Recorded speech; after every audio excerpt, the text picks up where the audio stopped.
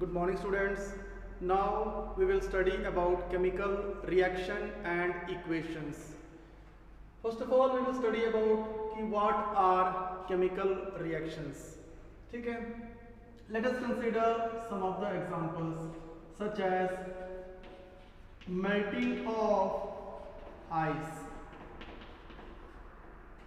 Second example, evaporation of water.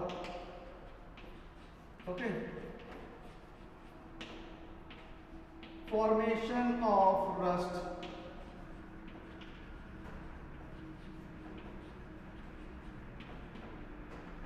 Fourth one, burning of coal. See here, in these two examples,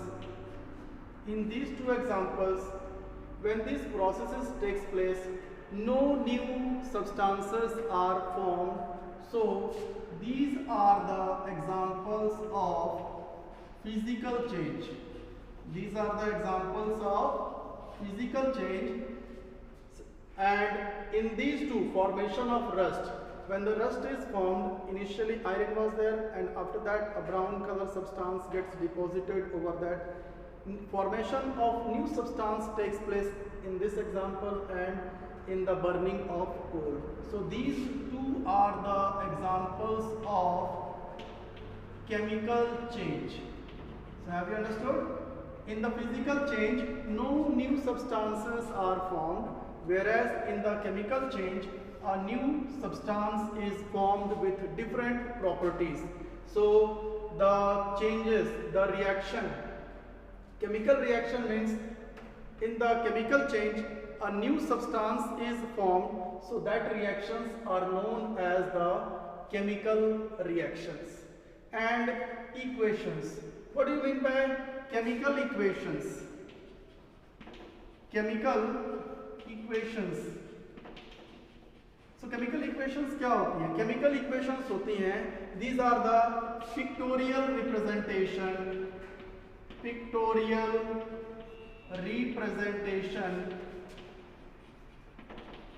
of chemical reaction. ठीक है? What is chemical equation? It is the pictorial representation of chemical reaction. Pictorial का मतलब होता है कि उसको किसी symbols के फॉर्म में रिप्रेजेंट करना, वो कहलाता है केमिकल इक्वेशन. जैसे hydrogen plus oxygen when they combine they form water. तो इस तरीके से रिप्रेजेंट करना ये कहलाता है केमिकल इक्वेशन.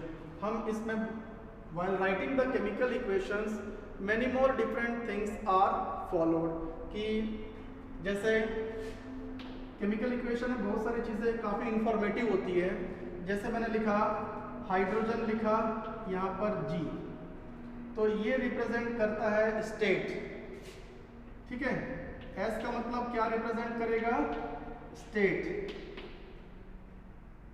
सॉरी, अगर मैंने लिखा यहाँ पर S लिखा तो ये स्टेट रिप्रेजेंट करेगा. S मतलब सॉलिड.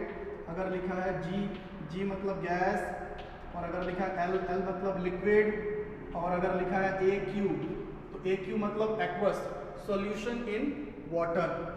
दूसरी चीज, ये तो स्टेट रिप्रेजेंट करेगा. उसके बाद अगर एरो ऊपर की तरफ है तो ये रिप्रेजेंट करेगा प्रेसिपिटेट. क्या रिप्रेजेंट करेगा?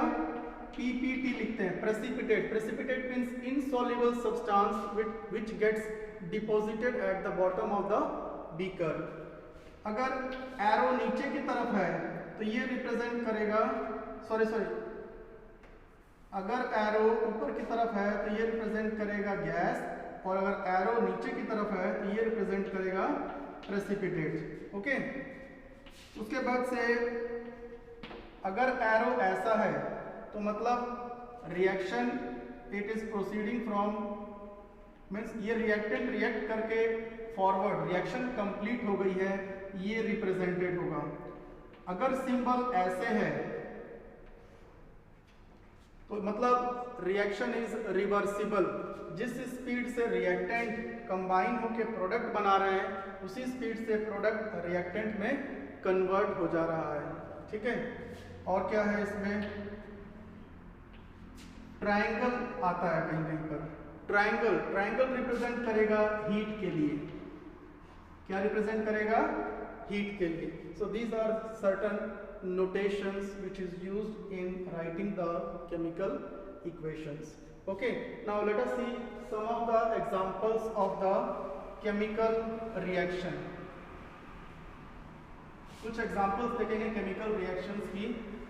जैसे पहला एग्जाम्पल है burning of magnesium ribbon.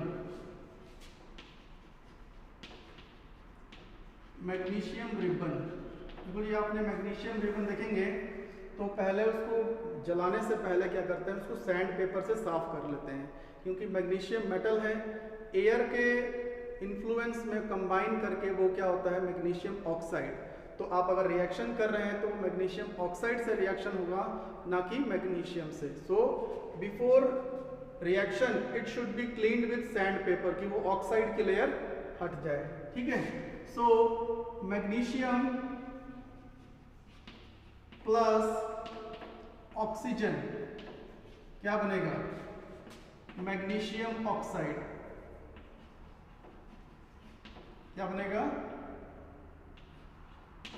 Magnesium oxide. ठीक है, जैसे दीपावली में पटाखे कैसे जलते हैं वैसे इस तरीके से फॉर्म में स्पार्क प्रोड्यूस होता है ये। सेकंड एग्जांपल देखो, जैसे तो पहले ये सॉलिड के फॉर्म में रहेगा, लेकिन जैसे ही इसको जलाएंगे ये पाउडर फॉर्म में कन्वर्ट हो जाएगा। ठीक है, उसके बाद देखो जैसे हमारे पास है एक सेकंड एग्जांपल है लेड नाइट्रेट। ठीक, लेड नाइट्रेट में अगर पोटेशियम आयोडाइड,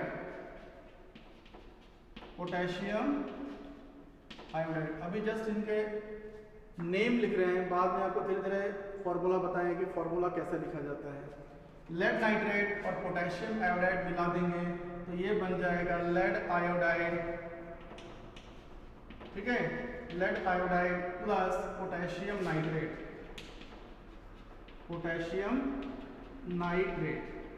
ओके, देखो जी ये क्या होता है, इन दोनों को कहा जाता है रिएक्टेंट्स। क्या कहा जाता है, reactants, because these two are reacting with each other and that leads to the formation of a product.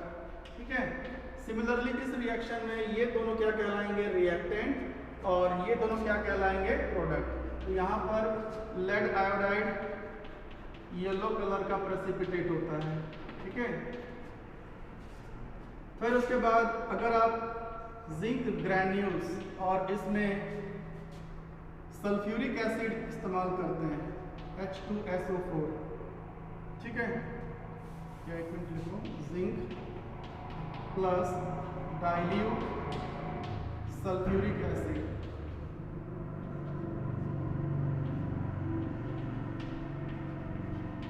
ठीक है, सल्फ्यूरिक एसिड, तो ये बन जाएगा जिंक सल्फेट प्लस हाइड्रोजन। ठीक है, हाइड्रोजन गैस है, गैस के फॉर्म में निकल जाएगा।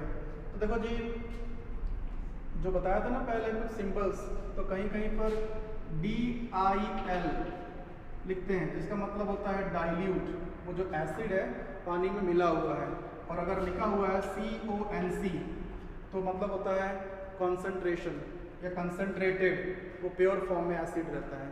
तो ये दो चीज़ें वहाँ पर अपडेट कर लेना। ठीक है, DIL मतलब डाइल्यूट, पानी में मिला हुआ एसिड, और कंसनट्रेटेड एसिड मतलब प्योर एसिड। ओके, सो देखो यहाँ पर ये दोनों रिएक्टेंट है और ये दोनों प्रोडक्ट है। तो जब केमिकल रिएक्शन होता है तो उसकी कुछ फीचर्स होती है, कभी कोई गैस रिलीज होती है, कभी कोई प्रेसिपिटेट बन जाता है, कभी कलर चेंज हो जाता है। So now our next topic is the characteristics of a chemical reaction. Characteristics of a chemical reaction.